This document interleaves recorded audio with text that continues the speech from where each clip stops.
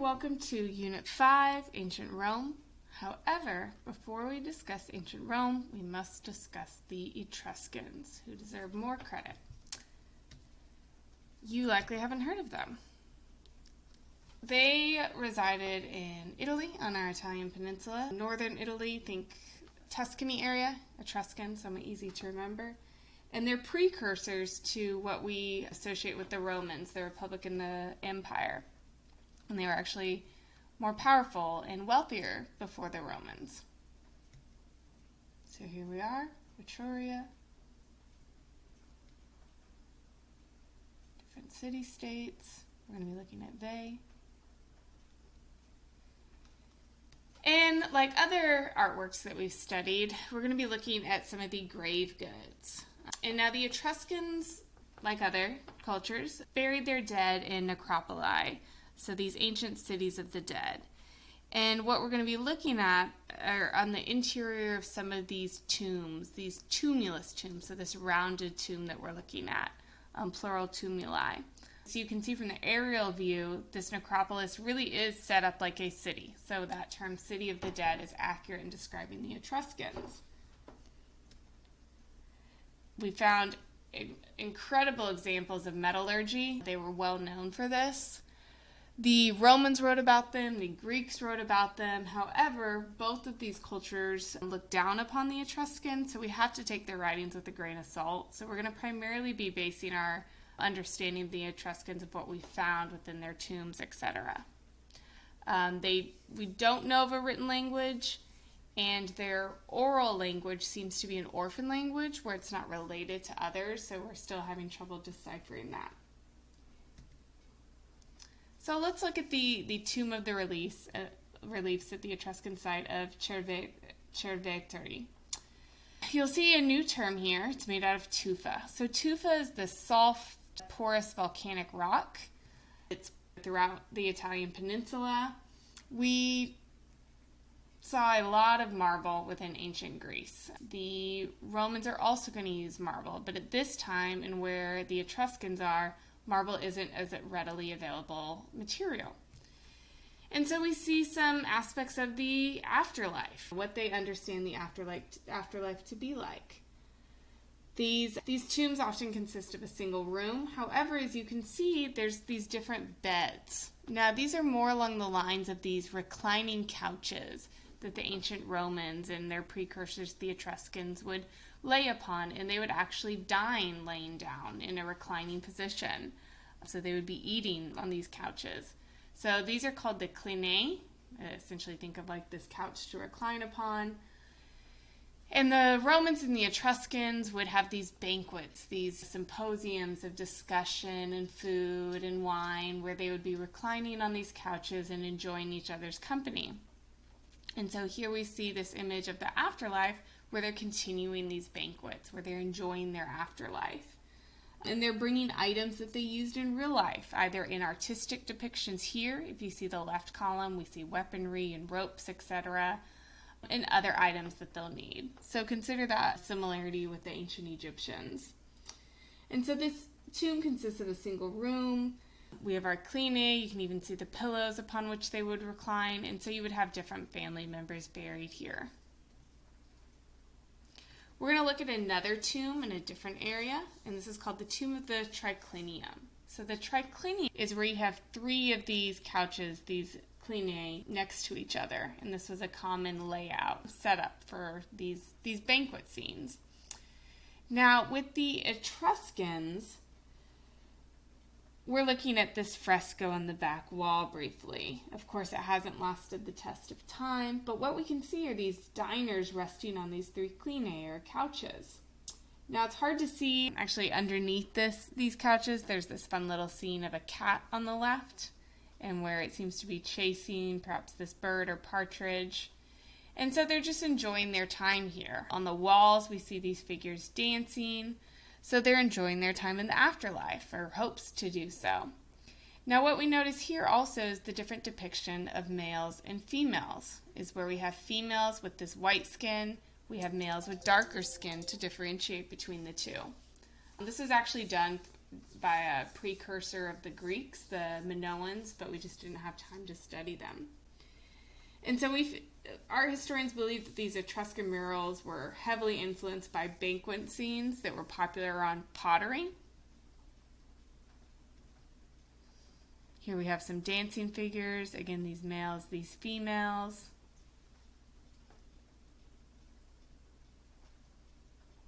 We have these dynamic poses.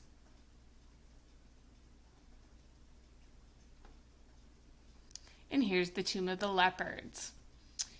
We have some servants. This hierarchy of scale is being utilized to show the important figures who are reclining and dining. Of course, we have these leopards, symbols of power, but also symbols of protection. So protection into the afterlife here. And they're discussing, they're enjoying each other's company, they're being served food and drinks. And so many argue that these are influenced by these banquet scenes on these red figure pottery, which were popular in ancient Greece. So there was communication. However, let's note some key differences here. For our Nicias painter of our banquet scene, the only female is there to entertain. Now, if you'll remember with Greek culture, what we're looking at is contemporary with the Archaic period. And consider how the Archaic period they were very strict about females. So they were fully covered, no part of their legs were showing, etc. The Greeks would not dine together, the males and females. These would be separate. These symposiums were for males only, and they would have hired female entertainment. These females were trained in the arts and poetry, music, etc. Whereas with the Etruscans, we have the males and females dining on these cleinae together in dining. The Greeks thought this was just atrocious. They were appalled by the fact that males and females were dining together. The Romans were also pretty strict, and of course they looked down upon the Etruscans for this, almost this equality of male and females, but even more so compared to the Greeks.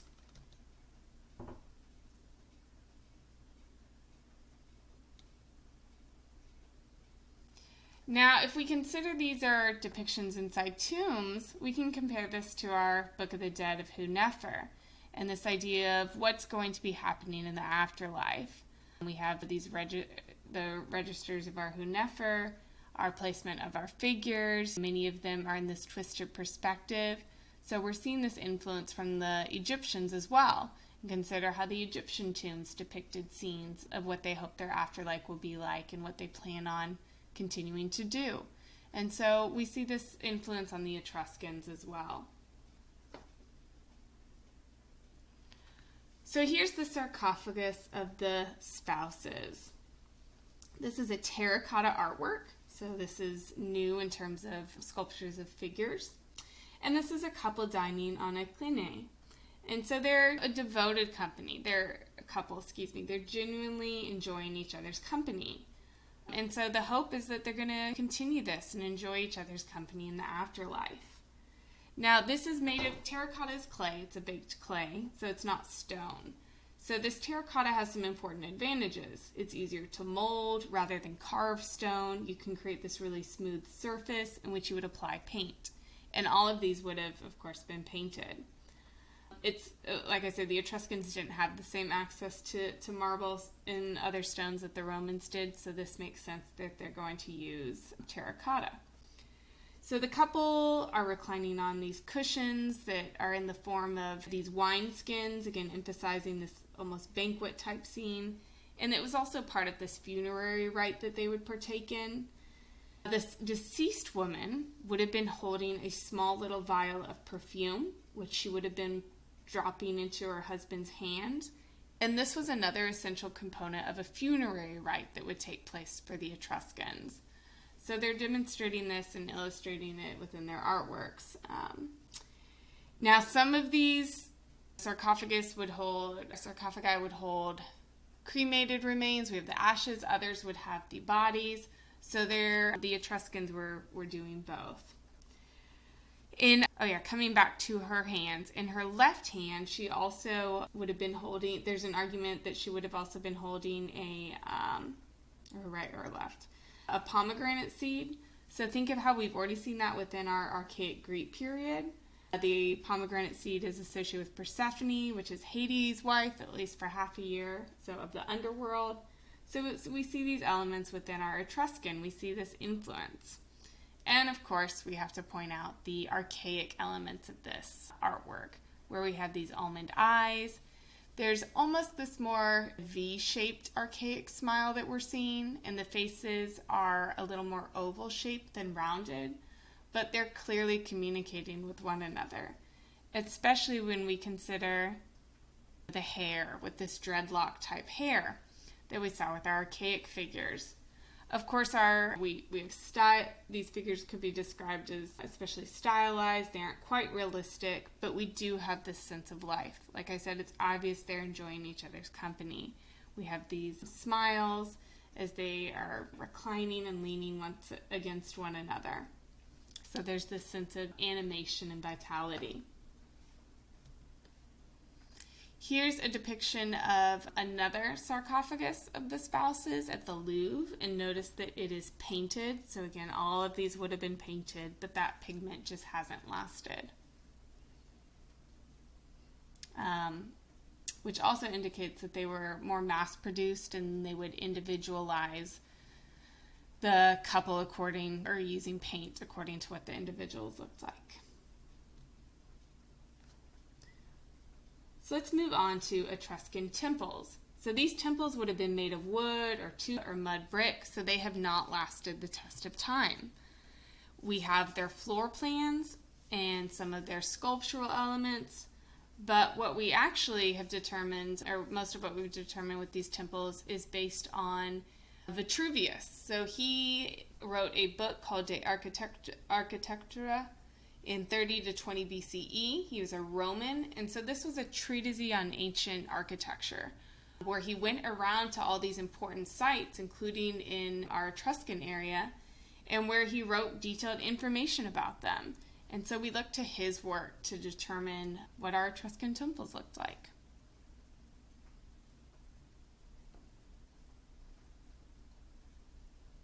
So here's our Temple of Minerva.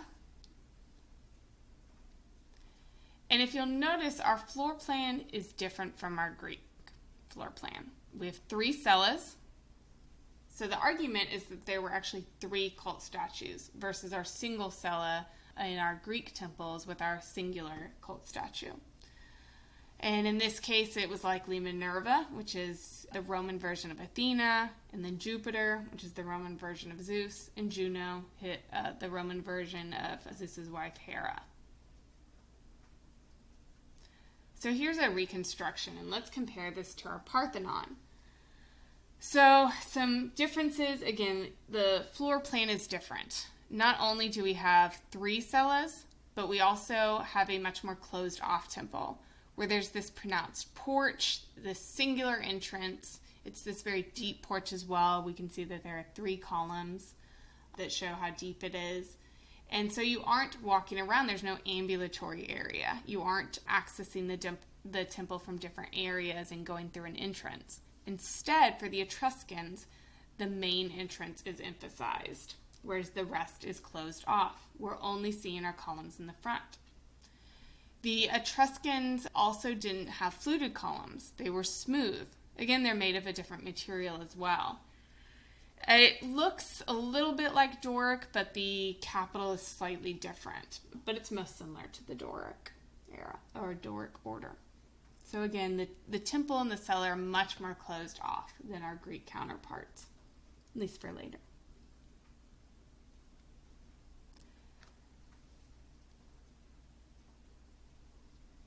Here's an example of the architrave that has been found from this temple. Now notice these figural elements on the facade, the front. So this is called the antefix. And these would have been used as an apotropaic function. So in other words, they were meant to ward off, evil, meant to ward off evil spirits. They would also protect the roof beams, deter insects and birds from entering, etc.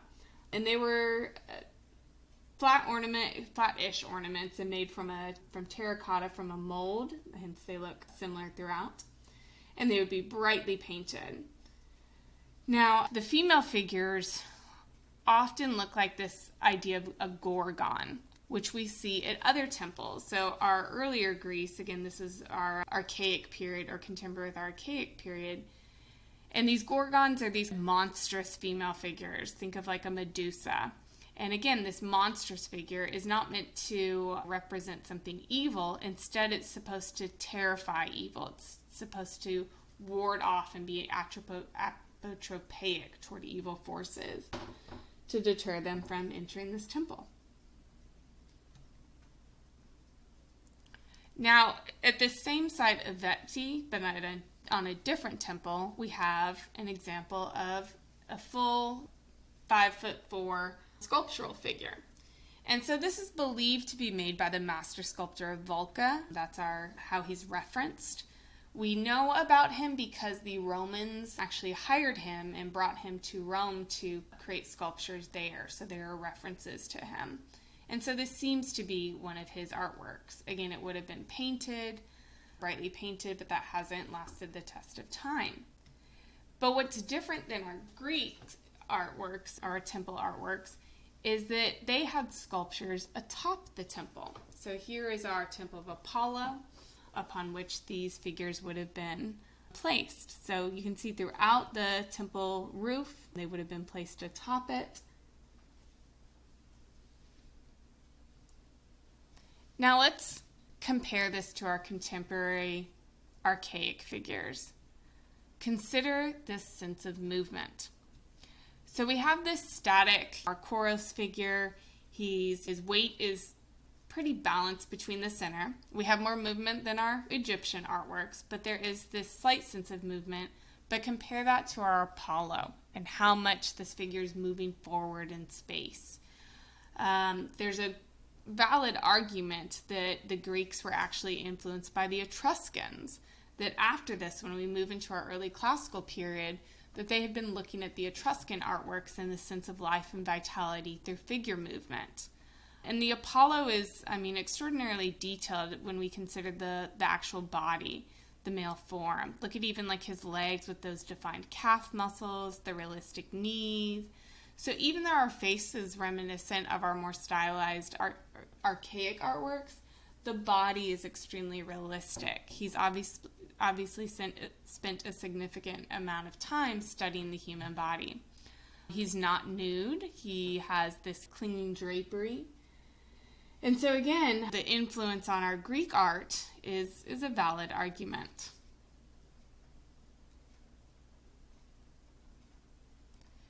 Another thing to note is that the placement of our Etruscan and our later Roman temples, what we're looking at here, also changes the setup of these temples.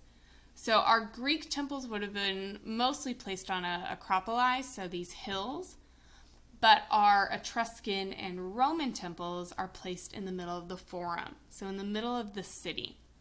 What this means is that they still need to be elevated to be close to the gods, so they have a much higher stylobate. So look at the number of stairs that you have to walk up to enter this temple. So we've jumped forward and we're looking at a Roman Republic period artwork with our Maison Carré, so in France. And this is actually our best preserved example of a Roman temple. It's based on a temple, or later temples are based off of this one. But what we have here is this clear pediment. We don't have the sculptures on top, so similar to the Greeks, but we also don't have these sculptural elements within the pediment like we had with our Greeks. So there's this transition, these Greek elements and these Etruscan elements in which the Romans make their own. We also have a deep porch like our Etruscans, and the rest of the temple going into the cella, etc., is closed off like our Etruscans. However, a new element that we see are what is called the engaged columns.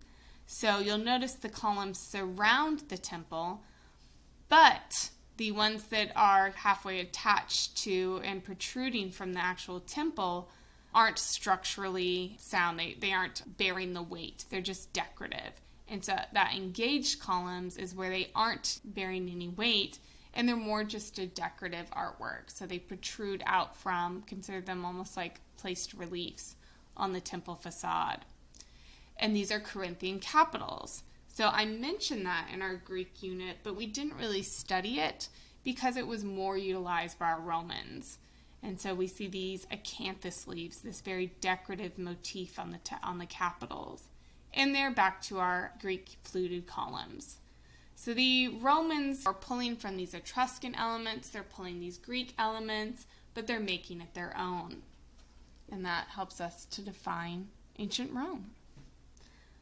So we'll continue into, or begin ancient Rome with our Republic period in the next lecture.